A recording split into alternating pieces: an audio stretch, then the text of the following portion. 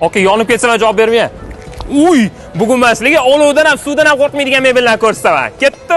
Bu mebellarni yondirsa ham, ustidan suv quyib yuborsa ham, taxta bilan ursa ham, aylantirib otsa ham, даже ustiga kattakon odam chiqib olsa ham hech nima qilmas ekan. Trit kompaniyasi O'zbekistonda ancha yillardan beri mebel ishlab chiqaradi. Bu stol usullarni sizlar kafelarda aniq ko'rgansizlar. Modelliga assortiment katta. Xohlagan modelingizni kelib olib ketishingiz mumkin. Deyarli hammasi nalichada bo'ladi. Oylab kutib o'tirmaysiz. Stollarning ustida HPL paneldan ishlangan. Ko'rganinglardek issiqqa ham, yomg'ir suvlarga ham, даже qattiq udarlarga ham ancha bardoshli. Tashqarida tursa ham ranglari o'chib yoki ishib ketmaydi. Va yana o'ziga umuman hid olmas ekan. Latta sasib yotdi, lekin stol hech qanaqa hid o'ziga olmagan. Bularda yana kalyonli shishadan ishlangan stollar ham bor. Aka sinib ketsa ham pulini to'lamayman aytib qo'y.